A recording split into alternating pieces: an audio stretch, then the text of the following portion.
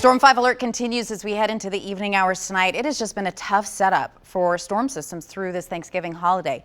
Here's what you could expect here in Middle Tennessee and in Kentucky. We will have more storms tonight, mainly before midnight. Once we get past midnight, the cold front clears the area. Things begin to wind down, at least as far as rain. The wind will be stubborn to quit. Expect it to still be breezy throughout the day on Sunday. Not a whole lot of sunshine, too, because another cold front comes through late Sunday night into Monday, and it may even bring a few snow flurries to the area. Now, don't panic. It would just be flurries, and it would only be for areas northeast. Think higher elevations in the plateau that could see some flurries Monday morning. No accumulations are expected. Now, we got to get through our stormy system before we can talk about this cold snap. There is a flash flood watch in effect through the early overnight hours for our northern tier for our Kentucky counties. They saw upwards of 2 inches of rain since just midnight. It was an absolute soaker for them to start on Saturday. Right around 7 o'clock in the evening hours, we did have a good portion of a soaking rain, but it primarily was focused across our southern tier. We had some showers and storms that came through in the afternoon hours. Those were a preview. Those were the appetizer ahead of the main system. Again, this is a look at the radar as it went through around 7 to 8 o'clock during the evening hours. A line of some stronger storms went through our northeastern counties from Sumner County into Clay and Pickett, and leaving behind it was a steady soaking rain. That wasn't even the cold front, though. So we've got good saturated ground. We've got wind speeds increasing on the backside of this system.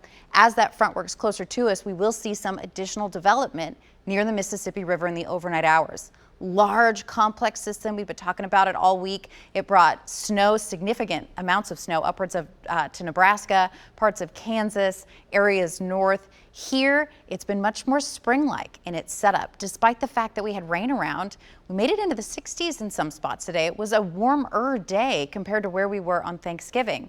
Now, that cold front will push through by midnight tonight. Ahead of it, we've got strong gusty wind. Behind it, we've got strong gusty wind. So with saturated ground, you get where I'm going. It may not take much to bring some smaller, weaker trees down. So it's something to keep in mind, or even if just you were going to be climbing up on the ladder tomorrow to get some decorations up around your house, the winds will still be around 20 miles an hour, gusting around 25 on Sunday. As far as what to expect in the overnight hours, once the front clears us, our rain chances go to near zero pretty quickly. Showers and storms will persist through the midnight time frame, but then they wind down. A few lingering showers around daybreak for our eastern counties Sunday morning, but otherwise we're talking about a quick transition to a drier setup. The wind won't quit, though. Wind gusts around 35 to 40 miles per hour expected Saturday night. They'll still be around 25 miles an hour Sunday morning, still around 25 miles an hour Sunday afternoon. You get what I'm saying, right? Windy setup. Another cold front comes through Sunday night into Monday, and that'll bring a blast of even more gusty wind. If you are going to put some holiday decorations up, make sure you secure those. Here's a look at some timing of what we're expecting into the overnight hours. Like it has been throughout the entire day, the storms are very spotty. It looks a little junky on radar. Not a clear, well-defined line associated with this cold front, just a shield of rain, and embedded within it, a few stronger cells. Primarily, it'll be concentrated across that southern tier tonight, although a few more thunderstorms to the north, not impossible.